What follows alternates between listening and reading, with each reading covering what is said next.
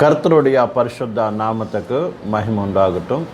கர்த்தர் நம்மளை நேசித்து இந்த காலையில் நேரத்திலும் கூட அவருடைய வசனத்தையை கற்றுக்கிறதுக்காக கொடுத்த நல்ல வாய்ப்புக்காக நான் கர்த்தருக்கு நன்றி செலுத்துகிறேன். ஹல்லேலூயா, ஹல்லேலூயா.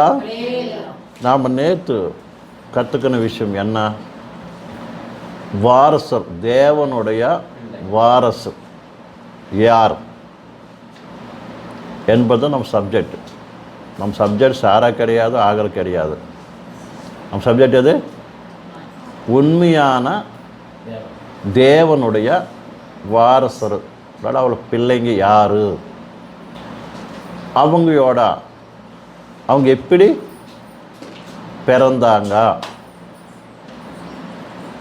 எந்த நோக்கத்தோடு அவங்க பிறப்பாங்க என்றது தான் நம்ம கற்றுக்கிட்டு வரோம். இந்த உலகத்தில் எத்தனோ பேர் கர்த்தரையோட பிள்ளைங்க என்று இயேசு கிறிஸ்துவோட கர்த்தரையோட பேர் நாமத்தை தரித்து கொண்டு வாழ்ந்துட்டு வர்றாங்க. வேணால் எல்லாரும் கூட அவரோட பிள்ளைங்களாக வாரசராக இருக்க முடியாது. இப்போ கர்த்தர் மூலியம் பிறந்தவையோட குணலட்சணம் என்னங்க நான் பார்க்க போகிறோம். அர்த்தம் பண்ணிச்சா? நம்ம என்ன பார்க்க போகிறோம்? கர்த்தர் மூலயமே பிறந்தவங்க அப்படின்னா வாரசலாக பிறந்தவங்களோட குணலட்சணங்கள் எப்படி இருக்குங்கிறது தான் இப்போ நாம் கற்றுக்க போகிற விஷயம். 1வது அதிகாரம் இதே 1வது யோகான் 5:18. 5:18.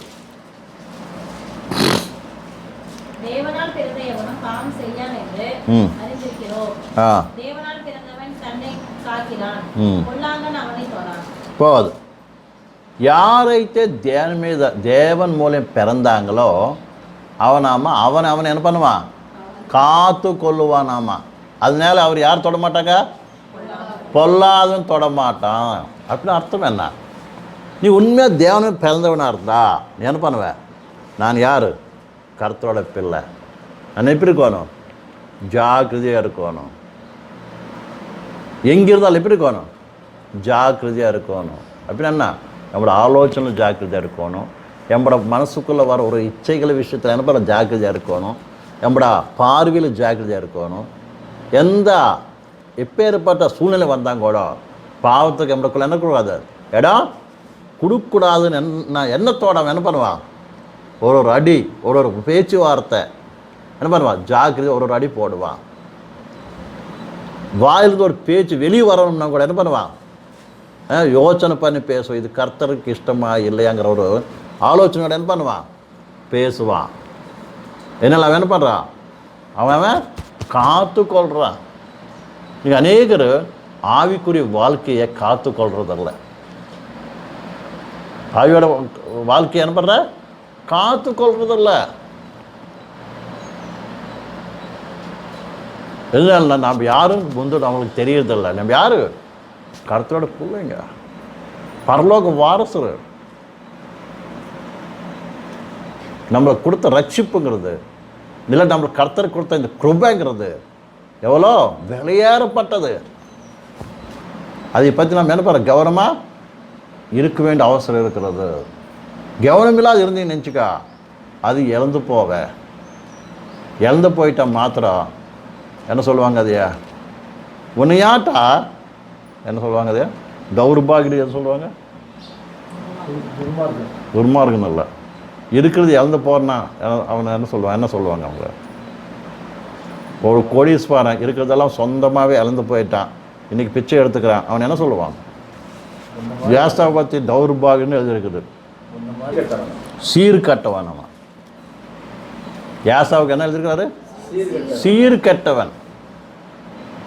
சீர்னா என்ன, கெட்டவன் என்ன? 2 வாரத்தில் சீருன்னா ஆசீர்வாதம், கெட்டவன்னா போய் எடுத்துக்கிட்டுவேன். அர்த்தம் மாதிரி சீரியை கெடுத்துக்கிட்டுவேன். புரியுதா? ஆசீர்வாதம் என்ன பண்ண? அவன் கையார கெடுத்துக்கிட்டான். எப்பேர் ஒரு தௌர்பாகிய பரிசுத்து பாருங்க. சீர் கெட்டவன் நாம். இது நல்லா புரிஞ்சுக்கோங்க. அதாவது நாம் இந்த கர்த்தர் கொடுத்த கிருபையை இலக்கடிச்சிக்கிட்டோம்னா நம்மளையாட்டா சீர்கட்டம் யாருமே இருக்க மாட்டாங்க என்ற விஷயத்தைய நாம் நல்லா புரிஞ்சிக்க வேண்டிய அவசரம் எவ்வளவோ இருக்கிறது என்று கர்த்தரோட வசனம் காமிக்குது. அதனால் இவன் என்ன பண்ணுவான்? 5:18 படிங்க. 1 யோவான் 5:18.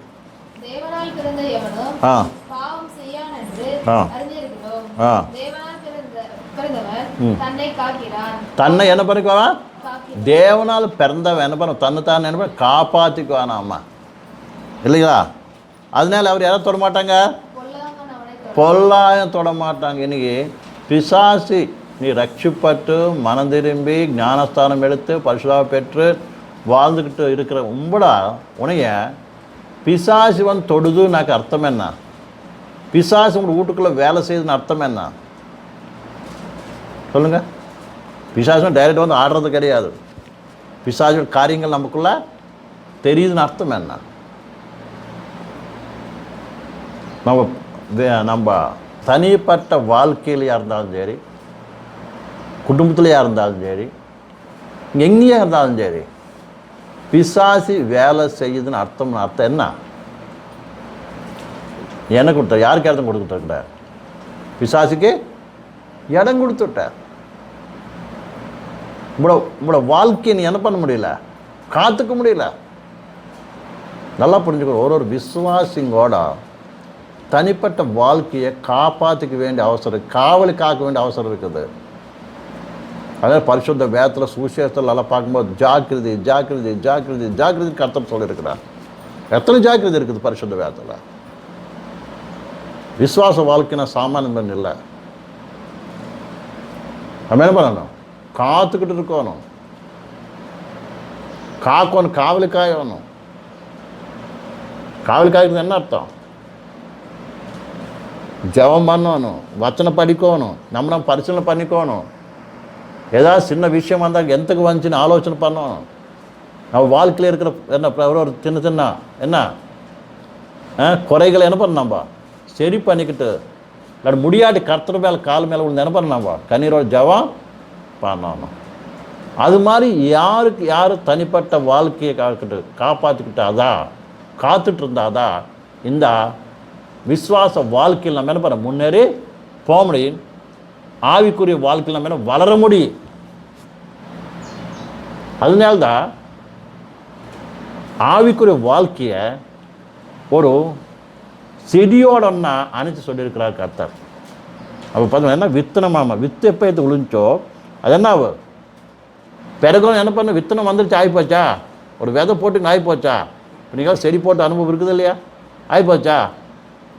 அது என்ன ஒரு 10 நாள் என்ன பண்ண இருக்கு, தண்ணி ஊற்றணும், அது வேலி கட்டணும், வர அது எப்படி வளர்றத பார்த்துட்டு இருக்கணும், அது திங்கிற அது எப்போ ஏற்பாட்டு நோவு நடுவாங்க எப்போ மாதிரி என்பா 4 நாள் காத்துட்டு இருந்தாதான் அந்த செடி என்ன ஆகும் 4 நாள் பெருகி அது கனிகள் கொடுக்கும்.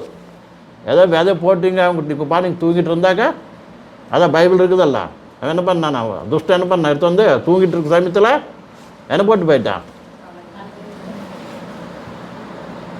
அது மாதிரி நம்ம వ్యక్తిగత జీవితంలో కూడా என்ன அநேகமான வேலைக்கு வராத காரியங்கள் நம்ம மனசுக்குள்ளே வரும்.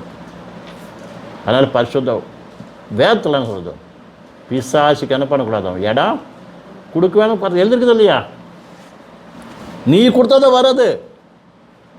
புரிஞ்சுங்களா? பிசாசி நீ இடம் கொடுத்தாதான் வரும், நீ இடம் கொடுக்காம வரவே வராது. அர்த்தம் புரிஞ்சுங்களா? அதனால கர்த்தரை வசனம் சொல்லுது நீங்கள் பிசாசுக்கு எனக்கூடாது இடம் கொடு. இங்கே கூட என்ன பண்ணுறாரு பிசாசு, அவன் என்ன பண்ண மாட்டான், துஷ்டம் என்ன பண்ண மாட்டான், நம்ம தொடவாமல் இருப்பான். நம்ம காரணம் என்ன, எந்தக்கு தொட மாட்டான், எந்தக்கு பிசாசு கிட்ட வர முடியாது, உங்கள் வீட்டுக்கிட்ட எந்தக்கு நுழைய முடியாது. காரணம் நீ எப்போ காத்துக்கிட்டு இருக்கிற, அந்த மாதிரி இருக்கிற, நீ காத்துக்கிட்டு இருக்கிற. கேட்டு போட்டு மூடுறது இல்லாமல் காத்துக்கிட்டு இருக்க, தடி வச்சுக்கிட்டு வருமா? அப்போ நாய் பண்ணி வருமா? உள்ளுக்கு வராது. கொஞ்சம் பேர் வீட்டுக்கு வீடு மூட்ட மாட்டாங்க, கேட்டு மூட மாட்டாங்க, அப்படியே விட்டுட்டு ஊரெல்லாம் சுற்றிட்டு வரவங்க போய் வரக்குள்ள என்னாவோ நாயோ பண்ணை வீட்டுக்குள்ளே போந்து இருக்கிற சட்டி முட்டெல்லாம் இது பண்ணிட்டு போயிடும். கொஞ்சம் பேர் ஸ்டவ் மேலே அப்படியே வச்சுருவாங்க, வெளியே போய் பேசிகிட்டு இருப்பாங்க ரோட்டு மேலே. வந்து பார்க்குறக்குள்ள அந்த சட்டியில் இருக்கிறதும் போயிடும், சட்டியும் போயிடும், அந்த கேஸ் ஸ்டவ்வும் போயிடும், எல்லாம் போயிடும். காசு கூடும் கூட பம்முன்னு போயிடும். அப்போ நிலைமையில் எப்பவுமே இருக்கா கூடாது. ஒரு உதாரணத்துக்கு நான் சொல்ல, அது மாதிரி என்ன ஆகுது, நம்ம ஜாக்கிரதை இருக்காட்டி நம்ம ஆவிக்குரிய வாழ்க்கை கூட அதே மாதிரி ஆகி போயிடும். அதனால்தான் தெய்வ பிள்ளை தேவன் மூலியம் பிறந்தவன் என்ன பண்ணுவான், தன்னைத்தான் என்ன பண்ணுவான், காத்து கொள்வான். அதனால்தான் அவன் சத்ருவு அவன் என்ன தொடமாட்டானாமா. பெரிய சகோதரன், இந்த விஷயத்தை நம்ம காத்துக்கணும். நீ நிஜமையா இந்த வச்சனம் உங்கள்கிட்ட பேச்சா நிஜமாக இன்னிலிருந்து நான் என்ன பண்ண, நீ காத்துக்கிறது ஆரம்பிச்சுன்னா உங்களோட பிசாச்சு உங்களை வீட்டுக்குள்ள என்ன பண்ண தரும் என்ன விரட்டி அறுக்கணும் அவசரம் எவ்வளோ இருக்கிறது.